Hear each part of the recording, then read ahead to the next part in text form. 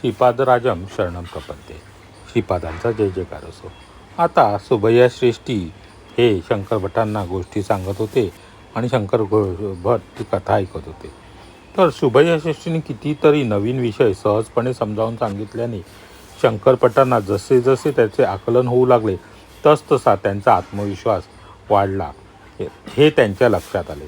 सुभय्या श्रेष्ठींनी अशा प्रकारे कथन करायला सुरुवात केली.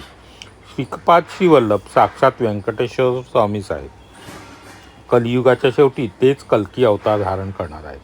साधारणपणे ब्राह्मण म्हणतात की कलियुगात 4,32,000 वर्षे आहेत, परंतु सांद्र सिंधू वेदाप्रमाणे कलियुगात 5,000 वर्षाचा काळ लोटल्यावर सामान्य प्रलय होऊन सत्ययुगाची स्थापना होईल. माझ्या आश्चर्याला पारावर उरला नाही. आता बघा, सुभय्या श्रेष्ठींनी शंकर भटांना एक कथा सांगत होते आणि जसजसे सुभय्या श्रेष्ठी त्यांना कथा सांगत होते तसं शंकर भटांचा आत्मविश्वास वाढत होता हे त्यांच्याही लक्षात आले. आता सुभय्या श्रेष्ठींनी त्यांना काय सांगितलं तर श्रीपाद श्रीवल्लभ हे साक्षात व्यंकटेश्वर स्वामीच आहेत. कलियुगाच्या शेवटी कल्की अवतार धारण करणार आणि तेच कलियुगाच्या शेवटी कल्की अवतार धारण करणार आहेत. हे शंकर भटा, कलियुगामध्ये कलीची अंतर्दशा 5,000 वर्षात संपते. त्यानंतर थोडा काळ 2 युगांचे मिश्रण असलेला संधिकाल असतो. त्यानंतर कलियुगात सत्ययुगाची अंतर्दशा प्रारंभ होते. कलियुगात एकूण 4,32,000 वर्षाचा काळ असला तरी अंतर्दशा, सूक्ष्मदशा, विदशा इत्यादी असतात. आता बघा, कलियुगाची जी काळ जरी 4,32,000 वर्षाचा असला तरी त्यात अंतर्दशा, सूक्ष्मदशा, विदशा इत्यादी असतात. योगशास्त्र समजणाऱ्यांना कळण्यासारखा विषय आहे. समजा ब्रह्मदेवाने प्रत्येकाला 21 वर्षे आयुष्यमान दिले आहे, परंतु ती व्यक्ती शरीराने 21 वर्षे जगेलच असे नाही. त्याचा अर्थ 21 वर्षात किती श्वास प्रश्वास सामान्य स्थितीमध्ये घेऊ शकतो तेवढे श्वास प्रश्वास दिले जातात. म्हणजे 21 वर्षाचं आयुष्य दिलं जातं. म्हणजे प्रत्येकाला 21 वर्षाचं समजा आयुष्य दिलं आहे, तर त्या कसं की 21 वर्षामध्ये सामान्य माणूस जेवढे श्वास प्रश्वास घेऊ शकतो तेवढे श्वास प्रश्वास एका माणसाला दिलेले जातात. मन चंचल असणारे, रागीट स्वभावाचे, घाईघाईने धावणारे, सदैव दुःखात असणाऱ्या प्रवृत्तीचे लोक आपला श्वास कमी वेळात संपवून टाकतात. सर्वात कमी श्वास प्रश्वास घेऊन कासव 300 वर्षे जगते. अत्यंत चंचल स्वभावाचे माकड अल्पकाळच जिवंत राहते. श्वास प्रश्वास घेताना आपली सर्व इंद्रिये चांगल्या अवस्थेत असावयास हवी.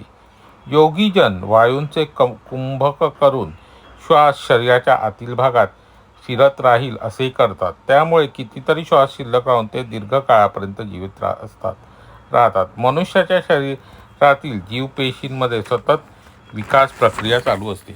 आता आपण म्हणतो ना की साधारण मनुष्याला परमेश्वराने एवढं आयुष्यमान दिलं आहे किंवा तुमचं आयुष्यमान एवढं असेल 81 वर्ष, 90 वर्ष असं आपण जेव्हा म्हणतो तेव्हा खरं तर ते आयुष्यमान म्हणजे काय असतं, तेवढी वर्ष नसून तेवढ्या वर्षामध्ये जर सामान्य माणसाला किती श्वास प्रश्वास म्हणजे काय, श्वास घेणे आणि श्वास सोडणे ही जी प्रक्रिया आहे त्याला श्वास प्रश्वास असं म्हणतात.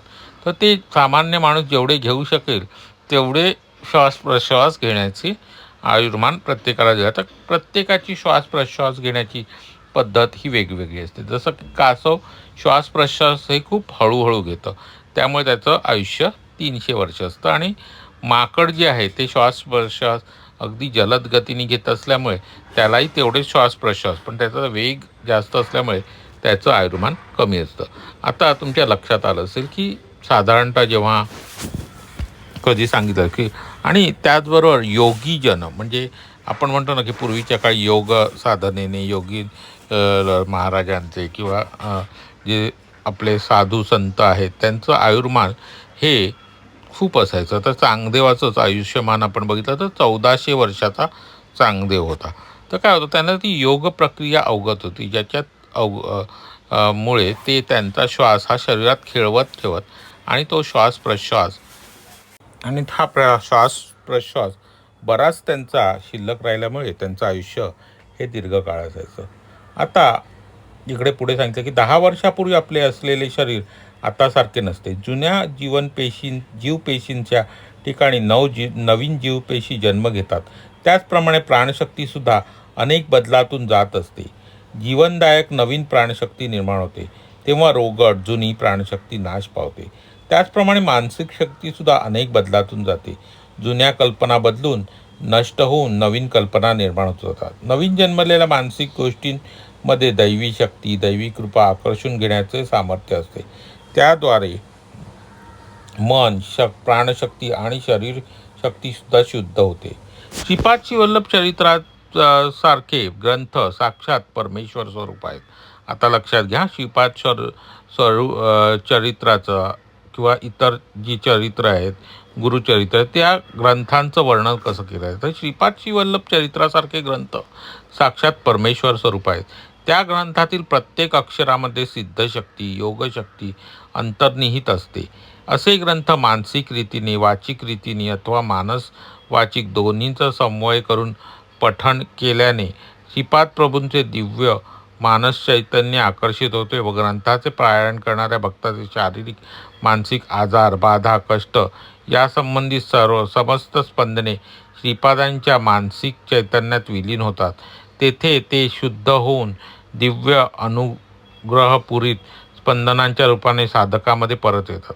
तर आता जे कोणी श्रीपाद श्रीवल्लभ चरित्रांचं वाचन करत असतं त्यांच्या बाबतीत काय होतं, तर त्यांच्यामधले जी स्पंदनं असतात, कोणती भक्ताचे शारीरिक मानसिक आजार, बाधा, कष्ट यासंबंधी जी स्पंदनं असतात ती श्रीपादांकडे आकर्षित होतात व त्यांच्यामध्ये विलीन होतात व ती शुद्ध होऊन ग्रहपुरीत होऊन परत साधकामध्ये येतात. अशा रीतीने साधकाला इह परमसुखाची प्राप्ती होते, म्हणजे इह परमसुखाची प्राप्ती. आता जर तुम्ही एक साधीशी गोष्ट बघा, जर रोज कोणी जप करणार असेल ना, त्यांना ज्या दिवशी जप चुकतो, एखाद दिवशी जप नाही झाला तर कसं वाटतं, त्यांना काय वाटतं ते बघा. किंवा रोज जप केल्यामुळे तुम्हाला जो फ्रेशनेस किंवा जी एक ऊर्जा तुम्हाला वाटते ती कशामुळे वाटते, तर त्याचं साधारणतः याच्याशी तुम्ही हे करू शकता, जोडू शकता की त्यामुळे तुमच्या शरीरात ती स्पंदनं परत येतात. तुमच्या शरीरातली जी निगेटिव्ह, साध्या सोप्या भाषेत म्हणायचं तर निगेटिव्हिटी निघून जाऊन तुमच्यामध्ये एक पॉझिटिव्हिटी येते. आता सत्पुरुषांना अन्नदान केल्याचे काय फळ मिळतं ते सुद्धा इथे सांगितलं आहे. ग्रंथाचे पारायण केल्यावर कमीत कमी 11 सद्गृहस्थांना जेवू देखाडावे अथवा त्यांच्या खर्चाएवढी रक्कम दत्तक्षेत्रांमध्ये दान करावी, तरच पारायणाचे पूर्ण फळ मिळते. पारायणाचं पूर्ण फळ केव्हा मिळतं, जर तुम्ही कमीत कमी 11 सद्गृहस्थांना जेवायला घालायचं किंवा त्याच्या खर्चाचं एवढी रक्कम दान करायची, असं केल्याने पारायणाचे फळ प्राप्त होते, ते मिळते. सत्पुरुषांना भोजन दिल्याने साधकाला दीर्घायुष्य लाभते. आता सत्पुरुषांना भोजन दिल्याने काय होतं, साधकाला दीर्घायुष्य लाभते. तसेच थोड्या वर्षापर्यंत पुरणारे अन्नधान्य भक्तासाठी अव्यक्त रूपात उद्भवते. आता काय होतं, तर भक्ताला थोडे दिवस पुरेल एवढं अन्नधान्य ते अव्यक्त रूपात उद्भवते. एवढीच नाही तर सत्पुरुष संतुष्ट झाल्यावर शांती, पुष्टी, तुष्टी, ऐश्वर इत्यादीच्या संबंधातील भोग व योगाच्या स्पंदनाच्या अव्यक्तातून उद्भव होतो. कालांतराने अव्यक्त अवस्थेतील बीजे व्यक्त स्थितीमध्ये अंकुरित होऊन महावृक्षामध्ये विभाजित होतात. वनवासात असताना द्रौपदीकडून अन्नाचा, आता बघा अन्नदानाचं महत्त्व सांगितलं आहे. वनवासात असताना द्रौपदीकडून अन्नाचा एक कण स्वीकारून श्रीकृष्ण परमात्म्याने दुर्वास ऋषी आणि 10,000 शिष्यांना पोटभर जेवण दिले.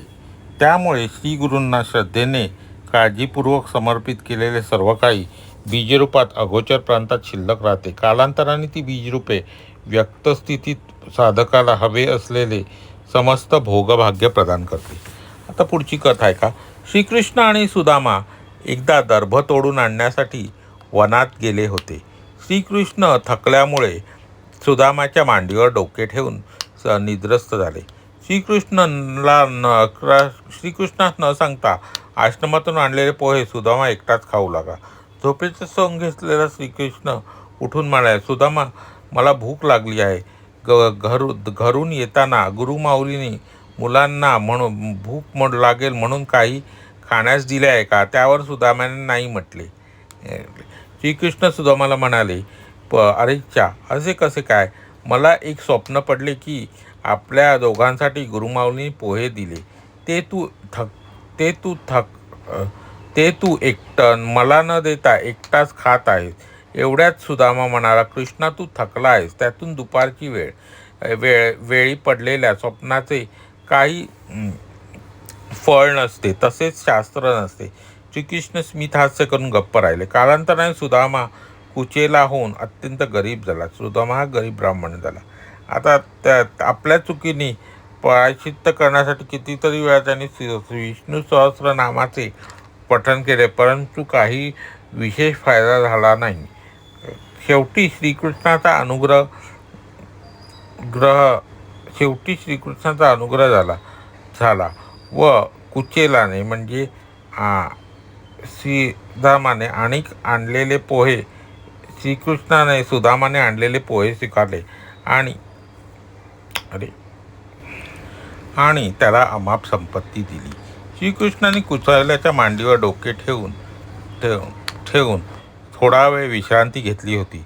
त्याची परतफेड म्हणून श्रीकृष्णाने सुदामाला हंसतुलिका तल्यम म्हणजे राजहंसाच्या पिसापासून बनवलेल्या तलम बिछाण्यावर झोपवून त्याचे पाय दाबून दिले. कर्मसूत्र ही गूढतेने कार्य करत असते, ते हे प्रभूंनी याद्वारे दाखवल्याचं बघा. त्याला कथा वेगळी, अन्नदानाचं महत्त्व, परत जर दुसऱ्यासाठी दिलेलं अन्न आपणच खाल्लं तर काय होतं, ह्या सगळ्या ज्या कथा आहेत त्या इथे आलेल्या आहेत. म्हणजे श्रीकृष्णाला साठी आणि सुदाम्यासाठी गुरुमाऊलींनी दिलेले पोहे हे स्वतः सुदाम्याने ते पोहे एकटेच खाल्ले. त्यामुळे त्याच्यावर संकट आले आणि त्याला दारिद्र्य आले. श्रीकृष्णाने परत जेव्हा सुदाम्याने विष्णू सहस्र नाम अनेक वेळा पठण करून सुद्धा सुदाम्याचे दारिद्र्य दूर होत नव्हते. ही महत्त्वाची बाब लक्षात घ्या. म्हणजे काही वेळेला आपल्याला काही उपाय सांगितले, आपण उपाय करतो, पण आपलं पूर्वकर्म इतकं हे असतं, कठीण असतं की त्यामुळे सुद्धा त्या आपल्यावरची संकट दूर होऊ शकत नाही. पण श्रीकृष्णाने सुदाम्याचे पोहे खाल्ल्यामुळे त्याचे सर्व दारिद्र्य दूर केले व त्याला झोपण्यासाठी बिछाना दिला. त्या बिछाण्यावर झोपून त्याचे पाय दाबून दिले, अशी कथा आलेली आहे. तर ही आजची कथा होती. आजची कथा आपण इथेच संपवत आहोत. तर कथेमध्ये एक महत्त्वाचा असा भाग आला होता की कलियुगाच्या शेवटी कोण कल्की अवतार धारण करणार आहे. आता कलियुगाच्या शेवटी कल्की अवतार होणार. कलियुग कधी येणार? 5000 वर्षानंतर जे प्रलय येणार, त्याच्यानंतर म्हणजे कलियुगाच्या 5 वर्षानंतरच्या काळात सांगितलेलं आहे प्रलय येणार आहे. आणि त्यानंतर त्या नवीन सत्ययुगाला सुरुवात होईल असंही सांगितलेलं आहे. पण याच्या सुरुवातीलाच आलेल्या ओळीमध्ये आलं होतं, कलियुगाच्या शेवटी कल्की अवतार कोण धारण करणार आहे ते आपल्याला या प्रश्नाच्या उत्तरात सांगायचं आहे. श्रीपादांचा जय जयकार असो. श्रीपाद राजम शरणम प्रपद्ये. श्री स्वामी समर्थ.